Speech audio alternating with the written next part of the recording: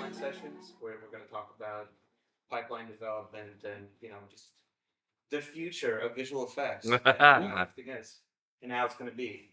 It is Yeah, good to thank be you for here. having us. Yes. So we've been doing this in all the previous episodes where you guys have introduce yourselves. Okay. So who wants to start? Well, I clapped the board, so Yeah. someone else. So you want me to start? Okay, that makes sense.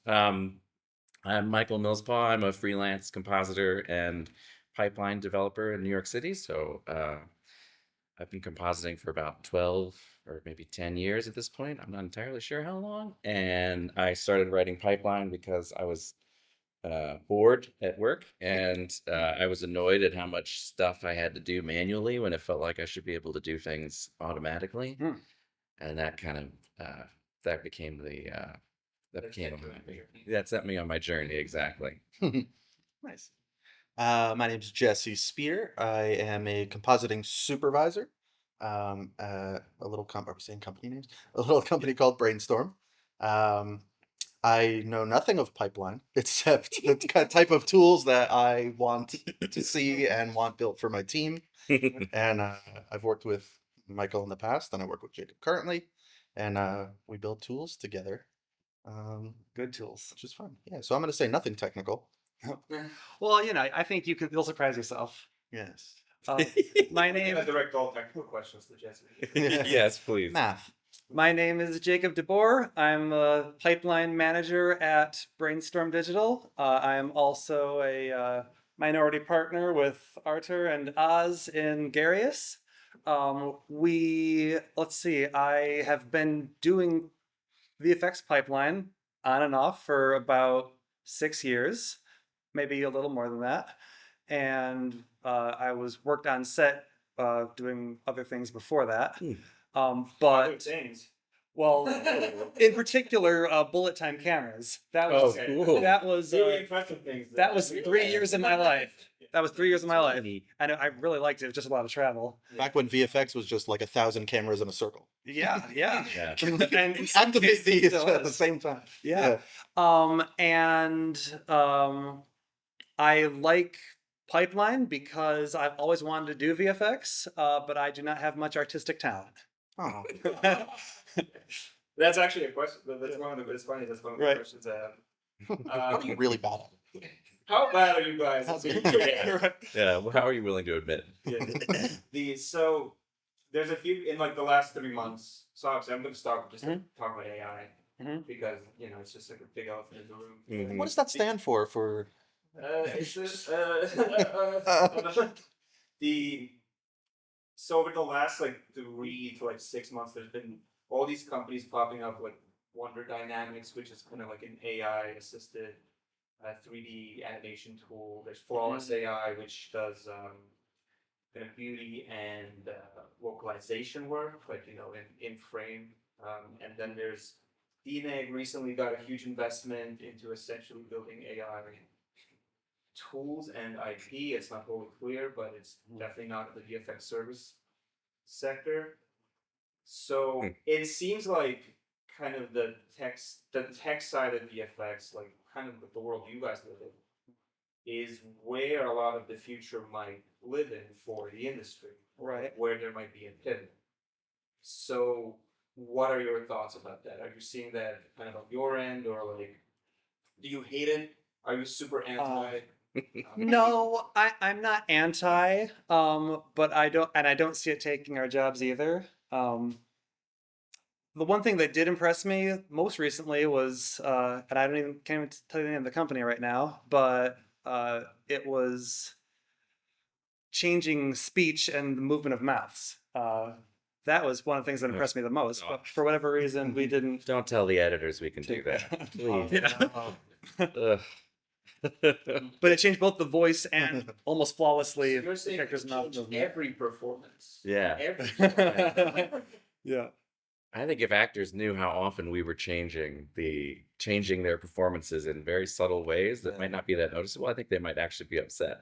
So if we're going to go in and change the take entirely. I think some of them might push back on that. Luckily, a lot of actors don't watch their own movies.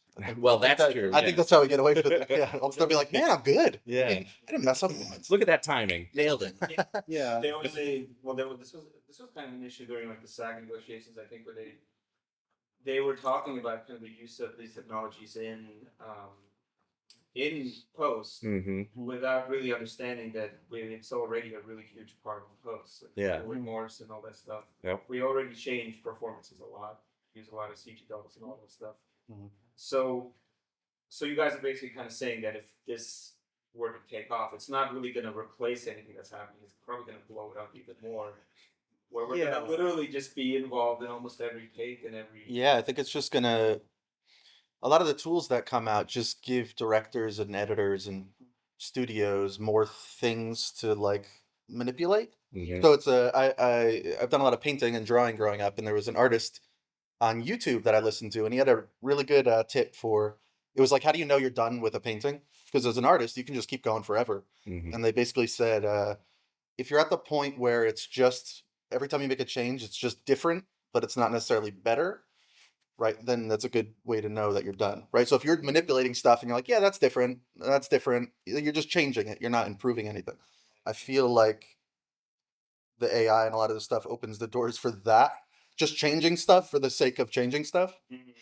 I think the directors and studios have a bit of a disconnect, I think, from audiences in terms of in terms of what the audience will notice or care about, or Yeah. so it's just gonna make I don't think it's gonna make much of our work easier. It's sort of like automating things. It also It'll probably just add work and it opens it and up make to, that work easier. yeah, it opens it up to more people. Like I've said, I don't know, somewhere before that the amount of streaming services there are now opens up more opportunities for filmmakers that wouldn't have otherwise had movies go to theaters Mhm. to go to streaming services. Yeah. Now we have VFX tools that opens VFX up to more people.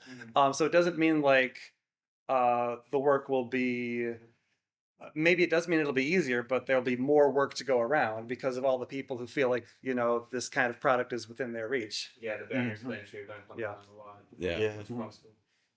So with the investment to DNext, it's in like I think it's like $200 million or something like that. It's like not casual. Well, I donated half of that. so Yeah.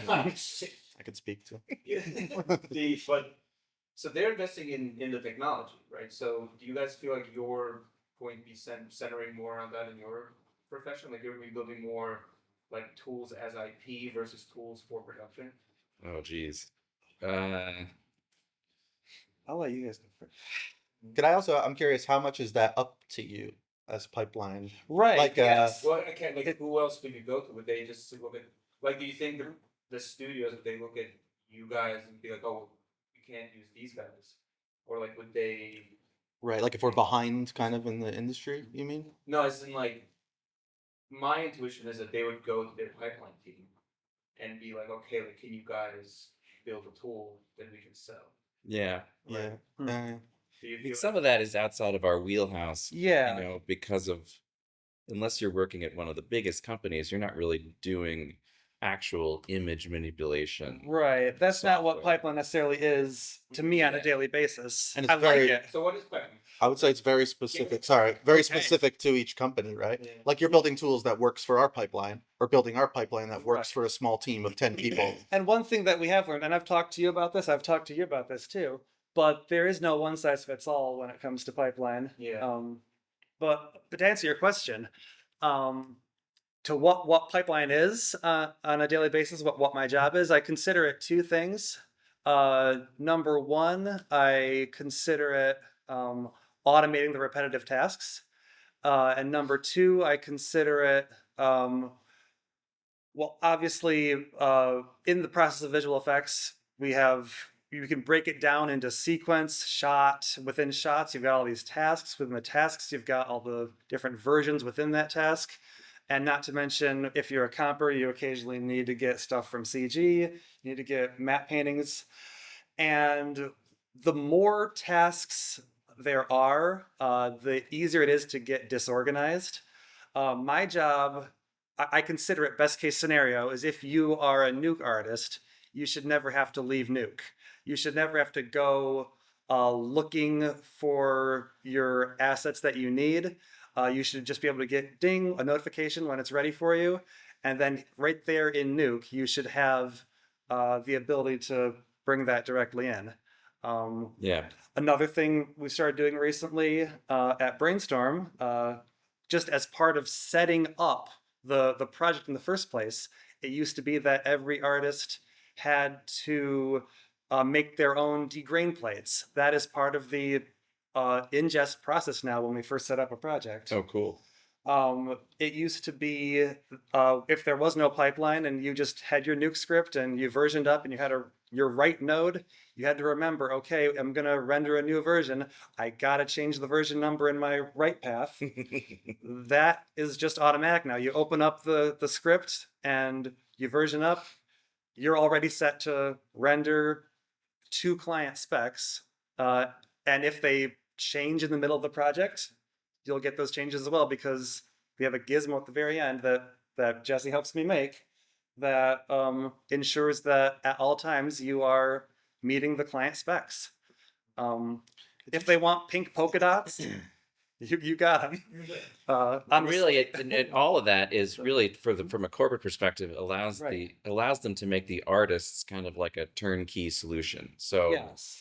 because our work is never consistent. Mhm. It grows and dies based on the projects that come in and the difficulty of it. Right. If your tools if it's very difficult to get a shot from the beginning of the set to the end delivered back to the client, then you have to rely on the same people to be able to do that because they have to know, oh, I know after I do this I go into this program and touch this button. But if you can Right. put everything in Nuke, then you can pull in as many new people as you want. Yeah. You can spin up a new Everything box, in get my a new FCG artist. people. Exactly. And list goes Yeah, on. that's a great point. And you guys have a hard job because you're managing, in a way, artists, which are Right. It's like the tools you're making are. If the whole company was people with your kind of brain, you'd end up with these tools faster probably, but also Right. you might not need them as much, or tools that work for everybody because you may have a task, right? And you could make your own tool in 10 minutes that automates something, Mhm. But artists, like you're saying, everything in Nuke, we just want to work. So we just want to Yeah. open the software we know. Yeah. And so it's like, and every artist will behave differently. We're more scatterbrained a lot of the time. Right. We have like a Yeah. matte painter who works in Photoshop, and Mhm. if there's no pipeline, he'll save his files onto his own private desktop, Right. and then he'll go on vacation, and then it's like, where's this matte painting I need Yeah. for my shot? And And- it's like, I don't know, he saved it somewhere and it's not on the VM virtual machine. Yeah. And So- not too long ago, he would just be copying and pasting file paths to you. Yeah. Like my Yeah. my perfect world is no one ever has to open the file browser. Yeah. Because that also causes problem. There's Mhm. there's a ton of things you guys are Yeah. solving, like because you can go in the file browser, right, and accidentally Mhm. click and drag something Right. into another folder and destroy the entire project. Yes, or exactly. delete everything, which Who hasn't done that? Who has Yeah. Yeah. yeah, Project. Right. and you're like, no, yeah, Yeah. Control Z. How the first reaction is, why is that even possible? Yeah. Why is that possible? Yeah, Exactly. yeah, people making. But yeah, my other point was, there's a fine line I think you guys have to walk because the artists are only willing to adapt so much, right? Like you need to make tools that are so easy, Mhm. like one button and that's it, or else Yep. the artist won't use it Mhm. and they'll default to whatever's easiest for them, right? Yep. Like imagine an artist's desk, everything's scattered around and it's just like we're just throwing stuff out of the way and grabbing paint and so it's like we're gonna work whatever. If anything gets in our way, Yeah. the artists will just move around it, right? So if you guys aren't making tools that are like, we're like little baby artists. It's like, this is so, just click this one button, please, Yeah. and then everything will work. If it's not that easy, you're gonna have half the team not doing it, not Mhm. using it, Yep. forgetting it exists, because we get focused too. And if it's down to things like that, right? Like, okay, we can put it in Nuke, but it can't be like a key commit. It's got to be in the menu and lit up red, like something we're always gonna see. Right. So you have to like corral artists, I think, in a way. Yeah, and there've been times where you said, "Hey, Jacob, if the artist needs to know something, can you just create an alert in Nuke as soon as they open a script if there's something I need to tell them?" Yeah, you need to. It's And tough yes. because it's stuff I don't like. Like if I'm working in Nuke and right, a pop up comes up, but it's one that you can't do anything else until you address it. Yeah. Click OK or done or whatever. But sometimes you need it because we're so focused on the art, right? We're hours and hours. We don't even know how long we're in Nuke. Yeah, We don't. With Right. no sense of time. Yeah, you got to be like, hey, hey, there's a meeting. Right. So that the Yeah. positives of kind of pipeline are somewhat obvious. You guys just basically made the case for that. And I mean, your last interviewees in the last episode made that case too, because you asked them, "What would you do if you had $1 million?" And every one of them. You're getting ahead of. Well- That's one of the questions I have. Well, this is regarding no, this is regarding them. We'll answer these questions later. But every one of them said pipeline, Yeah. and Basically, yeah. That's interesting. yeah, Here's the and- difference between left brain and right brain is Right. I would just retire. Why are you going back to Yeah, work? every one of them said pipeline and organization. Yeah. I'd work twice as much for Yeah. sure. But every one of them said pipeline organization. Some of them said it takes a third of the project to even get started. I agree. I would agree with I think as that well. is always what they're going to spend the money on Right. tomorrow. And Never yeah, what they're and- going to spend the money on yeah. today. And yet, you know how sometimes you feel like in the film industry, especially with invisible effects, you feel like maybe VFX is the unsung heroes of film. Well, yeah. I mean, I would Yeah. say that definitely. And sometimes I feel pipeline is the unsung heroes Aw. of VFX. So that's what we're having this Yeah. particular because And I'm glad we are, yeah. We were Mhm. having this conversation Right. Mhm. about how there's just not a lot of conversation with you guys Uh-huh. on like forums like this. Mhm. So that's kind of why we're doing this. Yes. There's no studio there's no VFX without pipeline. Yeah. There's just nothing's ever gonna happen. So obviously the Mhm. the positives are obvious, but where does pipeline go wrong? Like if you have to identify like what do people do wrong like the pipelines that you've seen or in situations that you've seen? It always needs to have you need to have a certain level of flexibility somewhere in the pipeline. That it can get so rigid because you're so worried about an artist making a mistake that then something changes during the production, something small, and fixing it is a bigger deal than it needs to be. So there kind of needs to be, and maybe it's just us knowing what to do, or the supervisor having a little bit more power than a standard artist. But I think sometimes the rigidity of the pipeline can end up kind of kicking you in the ass at the last moment. You don't want the pipeline to be a burden unto itself. It's there to solve burdens. It's not there to become a new one. Yeah. But that's a good point because you're not just building the pipeline for the artists or even the owners, but the client can be extremely unpredictable, right? So you're saying, right, like if you build a tool that if you gave us everything we need to know for the project, day one, you could build a tool that just works all the time. But it never works like that, Yeah, it right? never works like The that. client will give us half the info we need to get started. We may not know the format of the movie we're working on, the resolution, until we're working on it for 2 weeks, or So then you have to go in and be able to update all the tools And and then- say, oh, they changed the color space, or now they're adding. And We've then- had jobs where they name some shots have like 4 digits in the name, and others have 3, right? So now you need a tool that can read both, and Yeah, and then they'll give us, some, full CG shots, and then they'll say, okay, now you need to make a lot and send it back to us. Yeah. So you guys need to. You're like balancing everything. You can't really make a tool, right? That's one and done. Mhm. Or else you would. You guys, Yeah. I would say you're R&D in a lot of ways for the company, right? And most companies don't like spending money on R&D. They like Yeah. to find the one way. Okay, this works, bare minimum, great. Let's keep doing that until Right. we are about to close, and then we'll try something new. Yeah. That's everything. The car industry. Nobody wants to spend money upgrading something that works. Investing. But you guys are constantly. You're never done. We've made tools together, and they're great, and they work great. But every now and then, there's one time where something stick in the spokes. Some throw something in, and you're like, we gotta rebuild this, not only for just this job, for anything like this that now we know might come up in the future on another job, right? Because if you're not set up to adapt, like you're saying, you could halt the whole project. We've had that probably like almost happen when you came on board and I came on board. You came a little later than me at Brainstorm, but we were building a remote pipeline from scratch, from zero. Right. Yeah. Where they were basically using email Outlook was their their pipeline, Oh, God. Right. and I can't find anything in email. Oh, geez. But even now, then you have other things, right? Where all the software that you're using, right? Because pipeline in a lot of ways is communicating between different applications, right? If we want to work at the compositors work in this application, but we log our project management in this application, how do they talk to each other? But with all the changes I just said, you have to adapt. Those companies can also change, right? The thing you're building tools to communicate between. So they're going to say, hey, we just redid our code. Yep. Or even like Nuke, right? Went to Python 3. That was probably a few years ago now or whatever.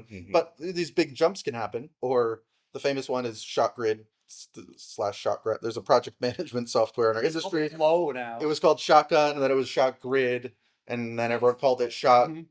Yeah, Let's flow now. Flow. Now we call it Shot Flow at work Yeah. or Show Grid because it's going to keep changing. But they're just constantly like a whole other company bought them.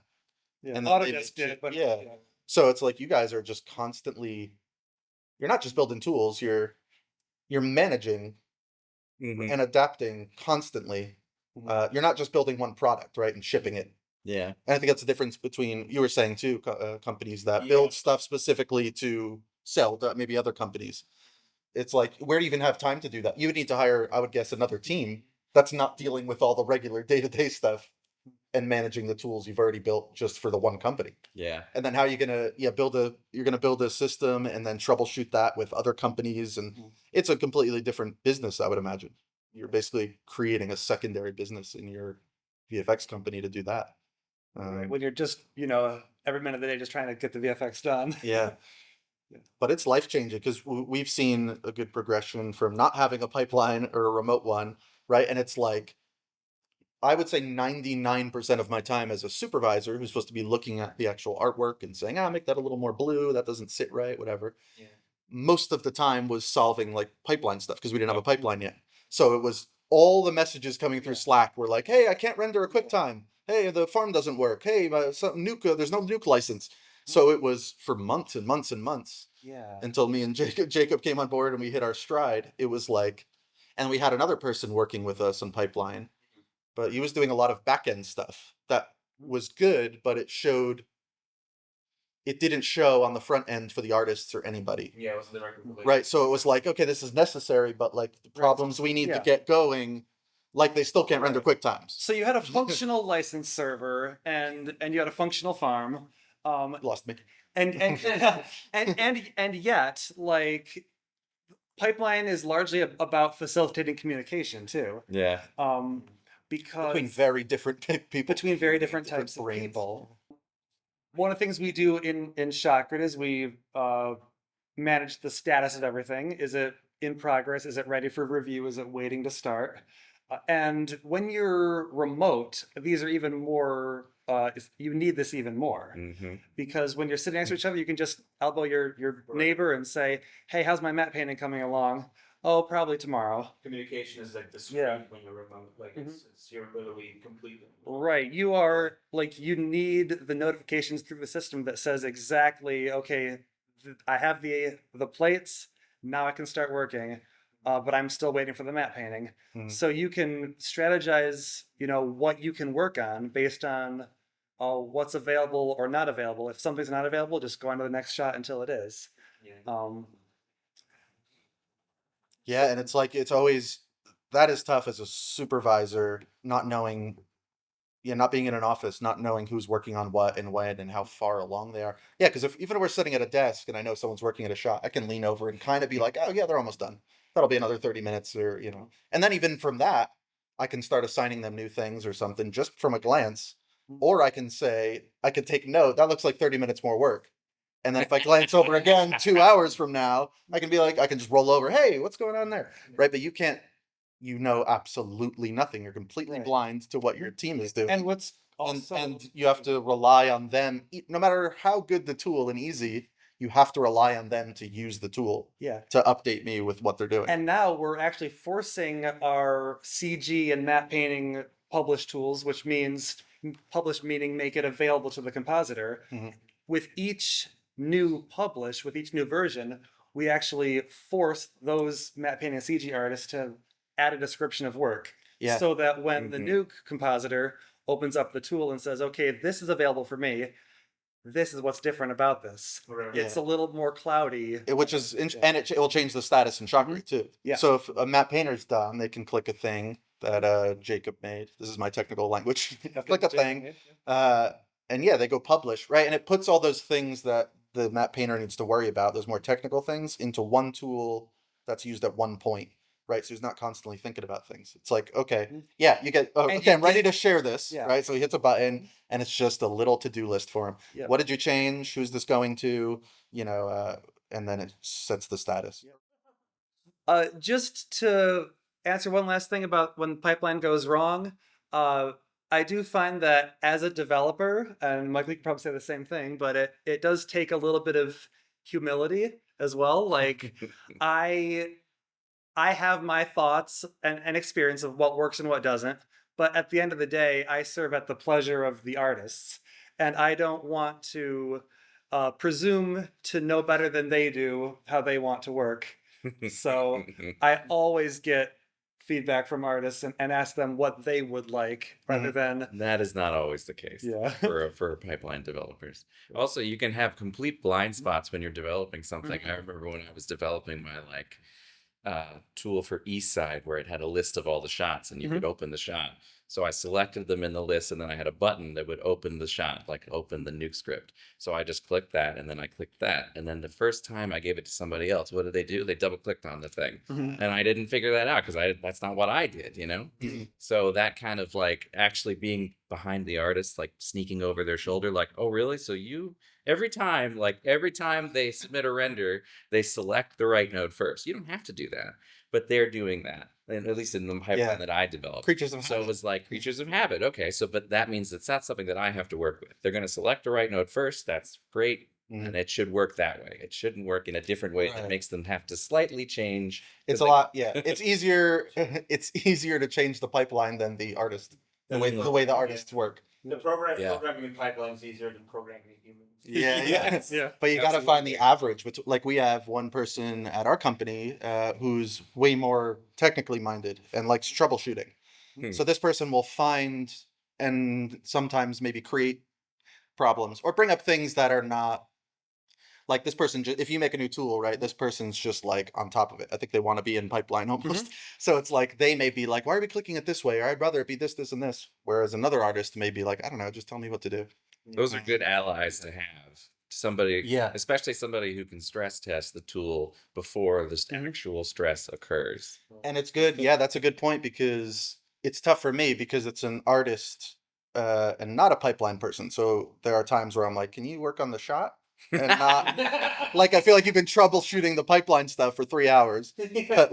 But there's a lot of stuff we wouldn't find or tools we wouldn't make if this person wasn't doing that. So I think a lot of companies would be like, hey, get back to work.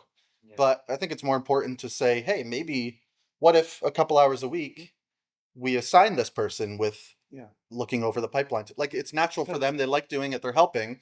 Why we shouldn't stop it, but we also should just manage it so it's not getting in the way of other And things. in the long run, we'll be more efficient because of it. Yes. So there's so many things you're working against. I basically request that from new clients now. I usually say that I like to have somebody on the side of actually doing the work who can be there, who can look at the things that I'm doing, and who can spend some time with me, making sure that I'm giving them what you need and not what I think you need that may not be. Right. Yeah, that's Having true. a point of contact on the actual production or artist side. And the brain works so differently, different types of brains. And of course, this isn't one-to-one with everybody, but in general, like when you will maybe screen share to fix something and you're like, bring up a script editor or the terminal. And like, I bring it up and I have no idea what's happening.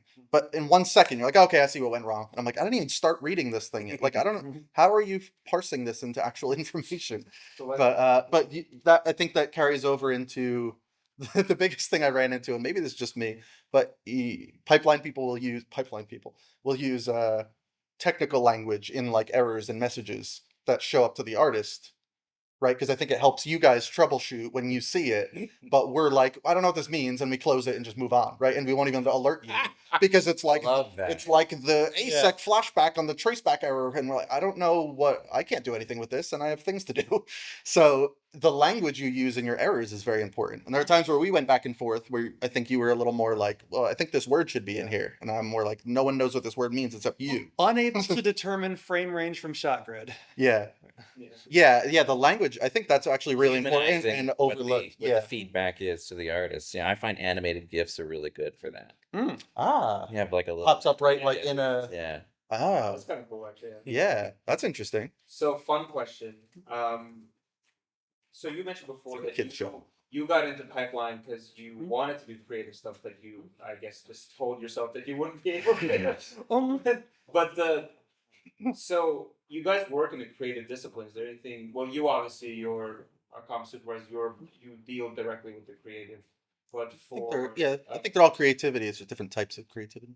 for for them. Jacob and Michael, do you guys do anything kind of like creative outside of your TV work?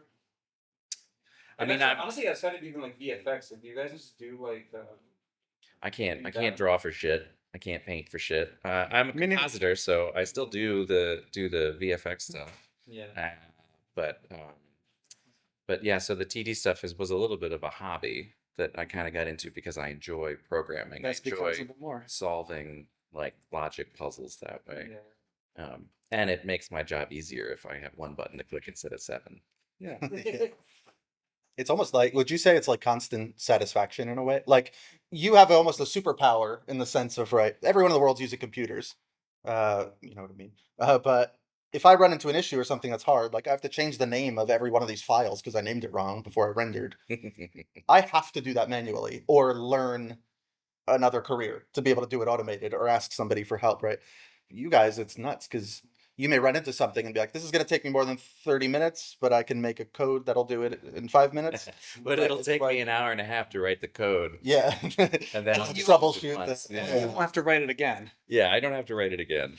But I think that's where the hobby comes in because I think I ended up in this industry. I was very much graphic design and designing websites and things as a hobby. And then if it is your hobby, you find it sort of naturally, a lot of people, right?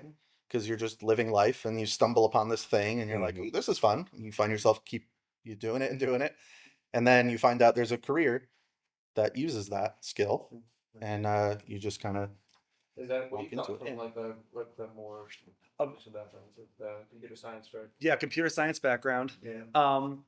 So I'm sure like you know node-based compositing is you think order of operations the same way I do, just in a different way. So even though I was like Michael, I can't draw or paint.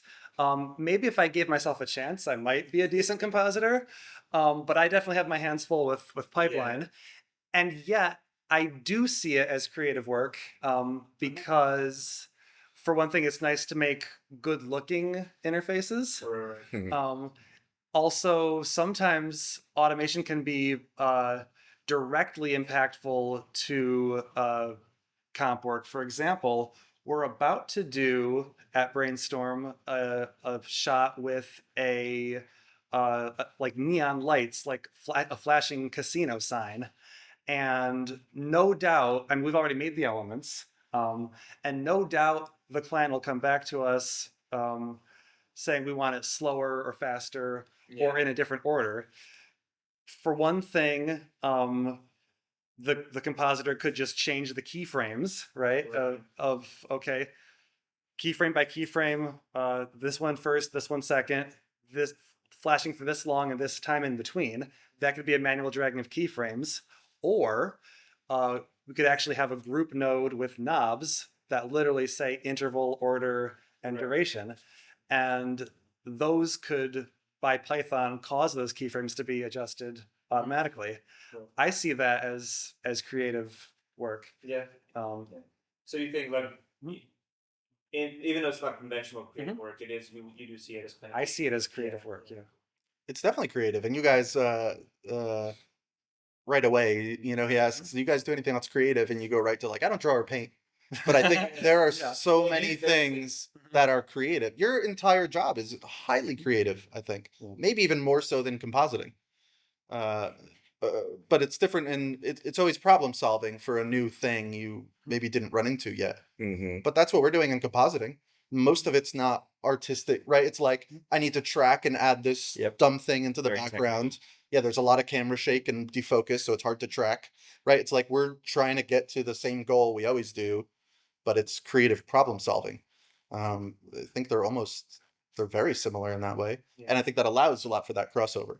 Like you'll see a shot, which is cool in our meetings, and you'll say like, "Hey, I think I can do that with code." Mhm. Oh, okay, go for it. So Jacob brought up this question right in the beginning, but I try to keep it for the end, and it's a fun question. So, and I keep changing this number, but so if you had $1 million, what project would you have? I changed it to $10 million For inflation. Ooh, yeah, for inflation, because $1 million really can't get you anything Yeah, anymore. it's like, But like pay off my student loans. yeah, like 10 million, I think you could get something done, right? So if you had $10 million, what would you do? What project would you get into? Or Do you mean personally, or like if you were pipeline at a company and they allotted you Yes. 10,000? yes, if your pipeline at Okay. I don't know, DNEG, I guess. Yeah, they got their 200 million. So they gave you $10 million. Yeah. So what are you doing? I think that kind of pinging off of what we were talking about earlier, I think in some ways, we adapted really quickly to a fully remote thing, and if we all enjoy it, I think it makes our quality of life a lot better. But thinking about you talking about looking over and being able to see other people's screens, like I think there's an opportunity for better remote work tools that bring people together better than the kind of stand-up meetings that we all have now, which is for a half an hour we all just kind of stare at each other. Yeah. And everyone's wondering if it's over yet. Like shared works, shared drawing, shared whiteboards, or even just being able to see everybody's screen, just being like, "Whoop, here's Yeah. what everybody's working Cool. on." Like a Batman like hub. Yeah. Yeah. Yeah. I'm sure there'd be. Hey, what are you doing? But Don't move that. Don't go to the bathroom. Yeah. Don't need a bathroom. Yeah. Your cursor hasn't moved in 10 minutes. Yeah. Do you think there'd be like any privacy concerns there? Like, Oh, yeah. where, like, well, I was in the bathroom. Well, and- that's the problem that has to get solved. How do you do that? Because that exists essentially, but it's so painful, and like you're gonna get so little support for that kind of thing because of privacy issues. Because like I personally set up stuff like that. Yeah. People, when companies ask me to install essentially spyware Yeah. on my work computer where I have all this other stuff going on, it's like I can't do it. Like I just can't get myself to do like, that. we want the benefits, but not the drawbacks. Yeah. So I that's try some good to, research. I think, yeah, and it's interesting. I think there's more experimentation to be done. Like now that we're fully remote, I've seen like weird positive things in the industry that I wouldn't have expected. But there's also a chance, I think, to see if maybe we don't need that, like the looking over your shoulder. Or like it's when you work in an industry for years and years in the past, however many, it's like it seems so obvious. Oh, we got to get that back now and fit it into this virtual world. But do we? Yeah. Or are we just used to that, right? Because there's things you don't expect, and I think you won't notice unless you really pay attention and allow and experiment with things, or else you're just going to try to, you may waste time going back to replicate a thing that you don't need in this type of world anymore. Like, for example, this is a little different, but one thing I noticed with COVID, the second we went remote, and so I'm still at Molecule, we started hearing from the more introverted artists in meetings and things a lot more. Like there are people that I worked with, maybe 3 or 4 people that I'm like, I've never heard you speak. I never see you walk around the office. You're never at any of the parties, anything, which is completely fine. It's like they like to come in, sit down and work. Yeah. But when we have Slack now to message and you're not face to face with somebody, they're a little more comfortable maybe. I'll hear them say like, hey, what if we did this, this, and this instead of that? And I was like, whoa, I didn't even know you were interested in working here. Yeah, it's like, so you've now introduced like, it's a now we change the world that fits a certain brain type a little better in terms of like I feel hidden, but I can, it's safe to throw my ideas and things out there. I just thought of 2 things, and what you both said kind of inspired me a little bit, as well as something that was discussed in the previous episode of this show, where I forgot who it was, said remote, it's hard for junior artists to grow into Yeah. mid and senior That's artists like an obvious problem. without the Yeah. constant guidance. Mhm. So I was thinking, you know how like Google Docs, Google Drive, like you can co-collaborate like on, typing a document or an Excel sheet. Mhm. I would, for one thing, with $10 million, and it might not even be the whole $10 million, but I forget. research. You're just trying to pocket some of this $10 million. Yeah. I got another one. I would research collaborating in Nuke or Maya. It'd probably be a direct feature of the tool, not like just a special kind of screen share, but like collaborative compositing with two people using their mouses and pointers at the same time. I think Ooh, that would be Resolve neat. actually did something. Resolve does that. The Resolve actually did Mm. something like this where it's like Okay. Resolve Connect or something Mhm. like that, where you could have sessions Yeah. that are remote and essentially, multiple people. can do Right. this. And you could see this is Jacob's nodes, this is Jesse's nodes, Mhm. Yeah. and Yeah. I think that'd be neat. Yeah. The other thing I was going to do with the other $5 million is when it comes to the database, ShotGrid or FTrack or whatever you use, I would love some plain English prompts that say, what was that shot I did 2 years ago where I liked the explosion but the client didn't? Mhm. And you could just, Like an AI log. yeah, kind of. yeah, That's what Windows but should that's do now. just for the Yeah. database where you could find what That's you what we need. talked about this a bit too. Even like training these AI, like large language models, like ChatGPT and stuff. Even I think it'd be cool to have it built into Nuke, a chatbot that's trained specifically on Nuke and Nuke errors and the other tools you have. Yeah. Because a lot of times things pop up, and as an artist, you're like, I don't know. I know you're out or you're busy or like I just want to do stuff. Like, can I just want to be able to ask Nuke, like what? Yeah. One of my biggest I think this is the problem, or I think that is the problem. Like, they Yeah. just tell you, it's like, oh, just look at this or read that or maybe. Doctors recommend you should eat one small rock every day. Did you hear that? That was the Google, somebody, we poisoned ChatGPT. They So might they be said right, the no. question, if you asked Google's thing, how many rocks should you eat? That was the answer. One small rock every They're day. using it wrong. You're not holding it right. Isn't that the Apple thing? It was dropping calls and they were like, you're holding the phone wrong. But hazard. So actually, so we've talked about kind of the follies and where people go wrong. Has there ever been a time, from your experience, when pipelines saved the day? I can think of one right off the bat, and there was a film we were working on, and we probably got about 3 or 4 different VFX pulls where we got all the plates, and we discovered about halfway through the project that not only did some of the plates have different resolution than others, but some of them had an extra push in. And Jesse and I spent a couple hours in the evening identifying which plates had the push in and which plates didn't. We called one Tongue Boy and the other one Mirror Girl, right?